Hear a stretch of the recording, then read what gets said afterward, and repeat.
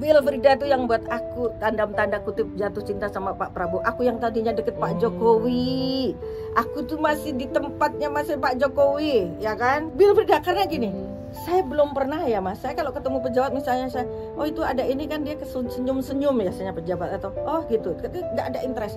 Waktu itu Pak Prabowo itu ke kantor saya. Saya punya kantor namanya Save Indonesia. Save Indonesia itu dulu nyari pemimpin yang bernurani lah, aku bikin aktivitas kayak gitu, kemudian juga terus membantu. Dulu kan aku punya media yang cukup banyak dan menghasilkan, jadi kita biayai Save Indonesia. Nah Pak Prabowo main pas lagi ke kantor, datang pastor ke teman saya, Mas Budi Purnomo. Jadi datang, Mas Budi, aku lagi ngobrol sama Bapak nih di ruangan di kamar gitu. Pak, ini ada tinggal 20 hari lagi Wilfrida meninggal nih Pak. Digantung gitu. Hah, Bapak kaget. Gimana ceritanya? Ini dari NTT Pak. Jadi rupanya dia ilegal masuk. Pak Prabowo ingat, waduh, saya SMP dia kan di Malaysia. Nah, menterinya Najib Malaysia. Ternyata Najib ini kawan SMP-nya Pak Prabowo. Iya kan? Nah, jadi orang-orang di sekitar Najib ini kawan-kawan Pak Prabowo. Dia telepon lah waktu itu salah satu pengusaha. Jadi saya tuh di situ ketika teman saya ini sebetulnya hanya Pak bisa nolong nggak Pak, ini pastor datang ke saya juga bingung, katanya ini udah ke pemerintah ke apa kemana-mana tapi nggak ada hasil. Ya Pak, boleh nggak ini Bapak bisa nggak Bapak nolong ini, kata teman saya Mas Budi tadi. Bapak langsung lihat, hah ini NTT, terus wah Bapak ingat, nah itu teman-teman saya juga di Malaysia. Langsung dia telepon, dia panggil dulu seprinya Mas Sudaryono. Oh iya. Dar sini Dar, coba kau hubungi siapa ya, saya lupa nama pengusaha yang kawan dia di Malaysia. Dia tanya, ini ada ini si kawan pengusaha. Oke, ini Bapak hubungin aja si kawan mereka juga SMP, jadi Datuk Tan Sri. Datuk Tan Sri siapalah gitu, pokoknya ada Datuk Tan Sri itu. Tentu sebentar lagi saya telepon. Tan Sri mungkin cari info, bener. Iya betul, dia di penjara di Kelantan. Tahu nggak, Raja Kelantan itu teman SMP-nya juga Pak Prabowo. Jadi akhirnya si Datuk Tan Sri, sudah kamu datang saja. Pak Prabowo itu saat itu bukan yang punya duit yang banyak sekali. Pesawatnya dia pribadi masih pinjem Pak Hasim.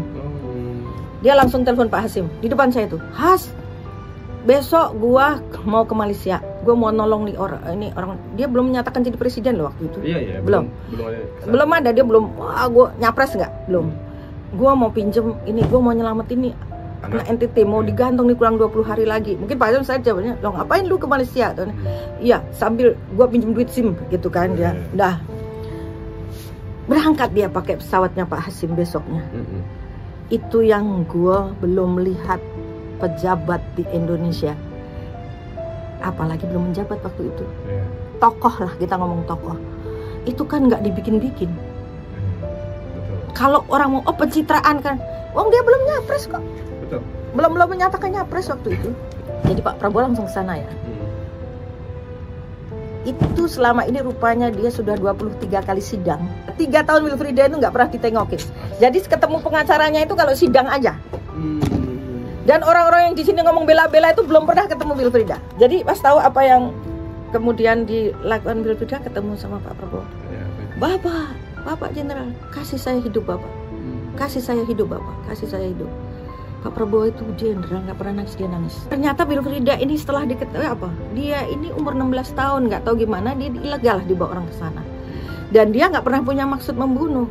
Dia disiksa, 5 tahun disiksa di sana, tiap hari cuma dikasih aqua 1 botol. Terus kemudian waktu itu terakhir kan dia dipukulin, dia nggak tahan, dia ambil pisau terus dia gini loh maksudnya. Siang mukul kemudian jatuh. Tapi kan semua saksi di sini 23 udah memberatkan Wilfrida digantung. Tapi Bapak kemudian waktu datang itu karena Bapak bisa masuk, kenapa ya? Tadi Raja Kelantan temennya. Terus kemudian dia ditemani kan Datuk Tan Sri ini pengacaranya PM Najib. Dia juga calon petinggi kalau di sini kayak jaksa agungnya lah di sana. Jadi akhirnya Bapak bilang gini, ketika Bapak terus Wilfrida minta gini, Bapak kamu minta apa? Bapak boleh nggak Bapak aku dibelikan sisir? Aku minta sabun Bapak, aku minta sikat gigi. Gimana nggak nangis Pak Prabowo? minta hidup sama minta hal-hal yang sepele yang dia mungkin selama 3 tahun dia nggak dapetin, lo gila.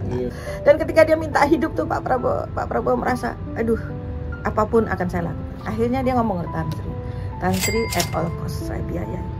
Saya tahu kamu pengacara paling mahal lah di Malaysia, nggak ada. Ya, PM, gimana pengacaranya Perdana Menteri? Betul.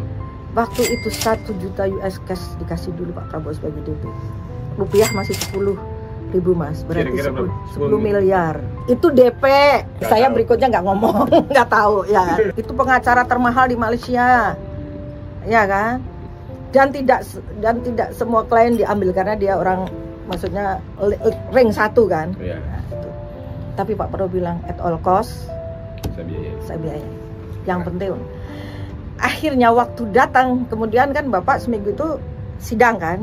Sidang tuh harusnya sidang 10 hari. Sidang putusan dia harus digantung. Hari itu putusan. Setelah itu datang, karena itu mau sidang terakhir, sidang putusan bahwa dia harus gantung. Dan pasti Wilfrieda akan digantung karena 23 saksi sudah memberatkan. Nggak ada satupun yang meringankan Wilfrieda. Ya. Nah, disitulah orang kaget di ruang sidang. Lah, ya orang kan udah mulai dengar soal Prabowo Subianto, maksudnya begitu. Yang lebih orang kaget. Datuk Tan Sri ini yang jadi pengacara. Empar lah itu Malaysia. Bagaimana ceritanya, ya kan? Jadi headline-nya yang gede itu di Malaysia, bukan di Indonesia. Dulu kan Bapak itu istilahnya masih seruing juga. Ini juga calon yang sepertinya kandidat presiden. Ternyata menolong Wilfrieda dan dengan menggunakan lawyer termahal di Malaysia, lawyernya PM. Orang nah ini calon penggede di ini ya pengadilan ngeper kan. Nah, disitulah si pengacara ini supaya menang apa? Dia mengatakan bahwa dia menemukan novum, bukti baru. Jadi sidang ditunda. Disebut dari situ ada novum baru. Ada novum baru, ya. Yang tadinya putusan tidak jadi. Tidak jadi. Ditunda. Jadi terus kemudian dalam waktu itu dipelajari semua timnya Datuk ini untuk apa sebetulnya yang terjadi. Akhirnya ditemukan bahwa Wilfrieda itu sudah kena tekanan psikologis yang luar biasa. Memelihara anjing 5, dikasih makan cuma sekali, aqua cuma sebotol, sering disiksa. Itulah nasibnya TKI kita, ya kan? Nah, itulah mungkin Pak Prabowo di situ saya ngeliat malaikat dia. Menangis beliau juga ya. Nangis sama dia bilang saya jenderal, saya menangis gitu dia. Dan kalau lihat ada video yang lama dia akan meluk itu sama Pak Prabowo, ya kan? Nah, Pak Prabowo ini itu siapapun mau dia orang mana ada apa di TKI lah apa, ini anak bangsa, anak Indonesia. Masa mau digantung di negeri orang dan kita diam saja? Ya semua Allah mudahkan karena mungkin Pak Prabowo tuh kalau bela tulus ya nggak pengen juga diliput media. Dulu kita paksa-paksa juga di Halim itu, kalau itu pun setelah Pak Prabowo tuh udah mulai sidang itu mau dia diliput media, tadinya nggak mau dia.